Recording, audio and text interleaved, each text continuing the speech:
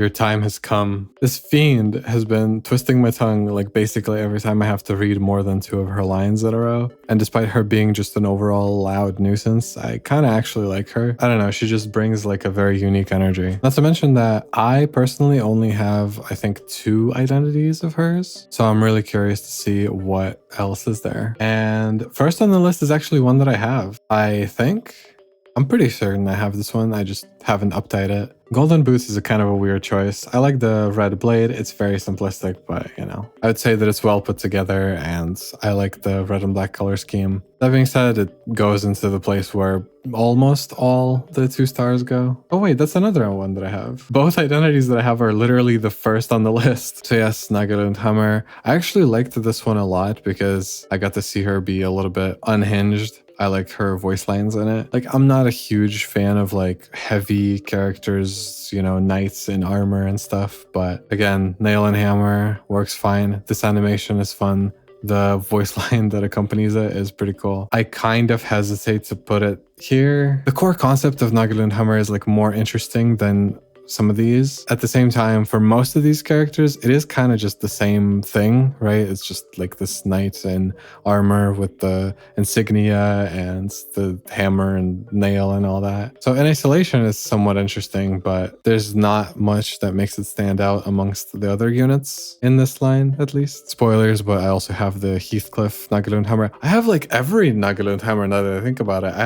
have both the grippers, Heathcliff, Rhodia. I kind of have like almost everyone I can possibly have, I think. Okay, I speedran those just so that we can get to the new stuff quicker. I'm trying not to look at the portraits over here as well. Ooh, wait. Okay, this is Walpurgis. I like the horns. Wait, I like this a lot, actually. She's like a little sheep, kinda. Evil sheep. And instead of the hammer, it's like this cotton ball type of thing, but with a bunch of teeth on it that eats you. The horns are doing a lot of favors, I'm not gonna lie.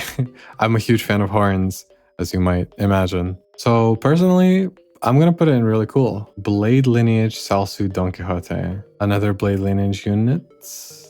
I'm assuming is gonna be pretty pretty similar to the others is correct, but she's kind of hitting the Neko arc, I'm not gonna lie.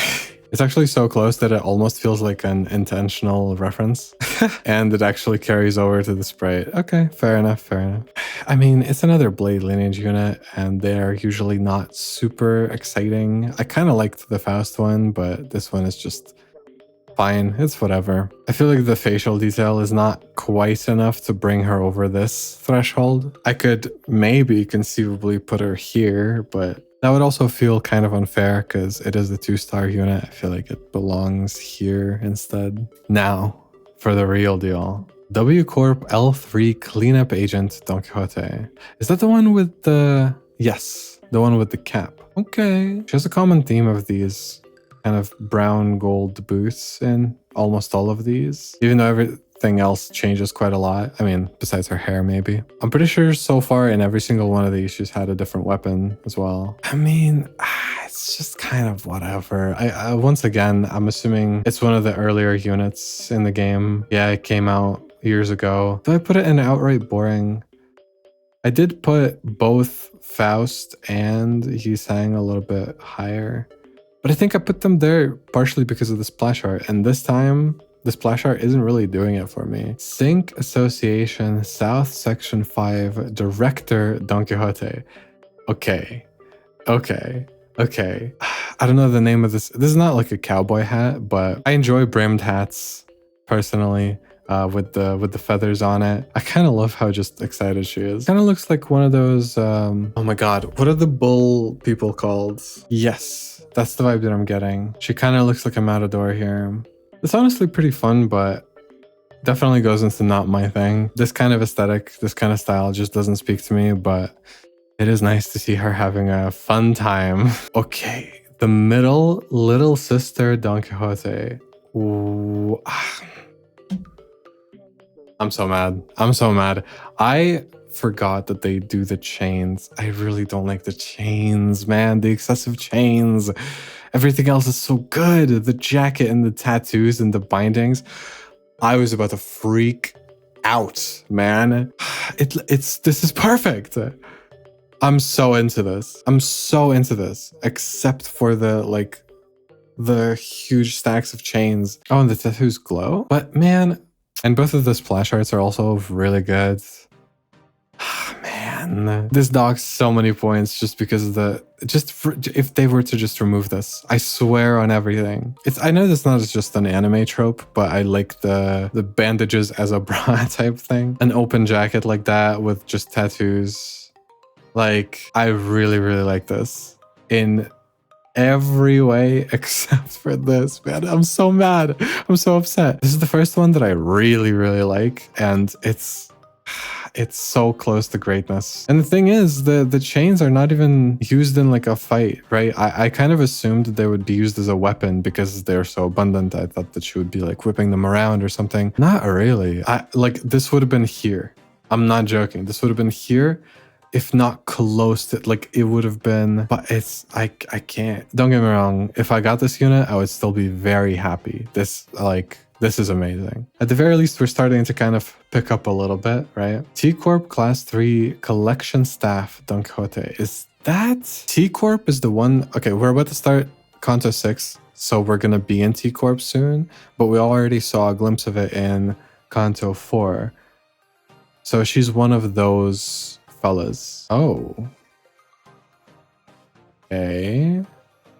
Not what I thought. This kind of looks like a hood. Interesting. Oh, what? No. Come on. She goes full RoboCop. Okay. I mean, it seems fine. Listen, I mean, I guess I'm doing a little bit of a like pre-Kanto 6 analysis, but it's interesting to pair this kind of period that happened during the emergence of late-stage capitalism, like about a century ago, with the idea of, you know, only the rich people being able to even afford color. When we do think of that period of time as this semi kind of monochrome, faded, vintage, yellowish colors, you know, I think it's a really fun melding of themes and visual aesthetic. Though I guess I'm getting ahead of myself, kind of analyzing T-Corp before I even get there in the story. But I don't know, to me that kind of stuff gives it points. That being said, it's like, again, it's not my thing. Although the concept is more interesting than these, I think. The manager of La Manchaland, Don Quixote. I have a Gregor ID from there. Yes, Blood Feast, I remember. She looks way different here though. The longer hair, a very different attitude. I just now realized that the sort of officer attire that she's wearing has this big puffed of like a red fur on it. This is not the Don Quixote that we know and love. This is something else. Whoa. I am actually very into this. I'm a little bit sad. I'm a little sad that it's very unlike conventional Don Quixote. Like throughout all of this, you can definitely see that this is not really like her at all, or at least not the version of her that we're most familiar with. But I really like this. I think it belongs here. Very cool. I like it a lot. Cinq Association East Section 3 Don Quixote. Cute. Very cute. Little mafioso hat. Very little. Or maybe big head. 2 gigantic jade rings, I guess. I'm assuming this is a dress. On it, I feel like for some reason with this type of attire, I would expect the lining and the, you know, the accent color to be red or something along those lines. But blue. Why is she doing an anime girl smug face? Why is her hand melting? The jade rings are to contain her power. What? She is wearing pants. She's wearing... Okay, hold on. She's wearing like a fedora, a jacket, like a Chinese dress, question mark? Pants also, you know, wide pants with her yellow boots underneath. Okay, another punchy sort of... They're doing a thing that I like where there's like a ghost arm or like some kind of demonic armor or whatever. Okay, I mess with this. I like it. I like it. It's neat. Let's say it's right around here. Yeah, I'm down with this. I'm also trying to not comment on her attractiveness for not to distract from the video. Oh my god. Lobotomy E.G.O in the name of love and hate Don Quixote. Okay. Hatsune Miku. She's literally an idol. Like a magical girl. What did I just say? Bro. No, it looks too goofy. It's cute. Okay, sure. Although I can't lie, All right. She turns evil. She looks better in the splash than she does in the game, I think. The outfit looks a little bit cheap, sorta. Although perhaps that's part of the intent. I mean, it'll get points for originality, that's for sure. I like it, but would I want to get it? I would say it's around here. If not here. I feel like if it was executed in the actual game a little bit better, or like in a way that I enjoy more, at least, then it could be higher for sure. But here it's maybe around here. Like, they clearly went for a sort of, you know, generic anime magical girl idol kind of look, and that's what it turned out to be, right? But because of that, it's not anything super special, I feel. It's just alright. The stockings kind of go crazy though, I can't lie. And now Heishou Pack. Let's see what they cooked up. Horns. Look at that, it's Faust. Looking cute, looking like a sheep. She kind of has a sheep motif in a couple of these now. Let's see it. Yes. Oh my god, come on.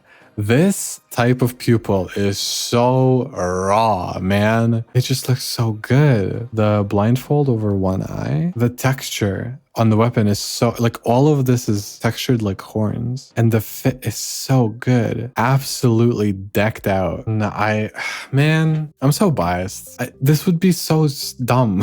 Like, am I actually gonna just fill up the entire... You know what? If the next ID is good enough, I might replace this with that ID and bump it down. But for now, like, they just haven't missed. I don't know what to tell you. And for the last one, the Index Proxy Efflorest E.G.O Procuration Don Quixote. What am I looking at? She's kind of hitting the Megamind a little bit. Or Lucy from Cyberpunk. Some kind of necklace that's covering her lower face. And a white suit. Oh, snatched waist. She's literally a demon. Like some kind of messed up halo with the demon horns and demon arms. She has kind of a e-girl makeup on the eyes, I'm not gonna lie. Winged eyeliner thing going on, and like, yeah, especially here, you see it. I can't let this sway me. Okay, there we go. Oh, I do like the ruffled hair though. Why she looks so innocent? I'm sorry, chat room, she's so cute. Like, she has a literal like demon tail, demon horns, everything, and just kind of standing there, hanging out. I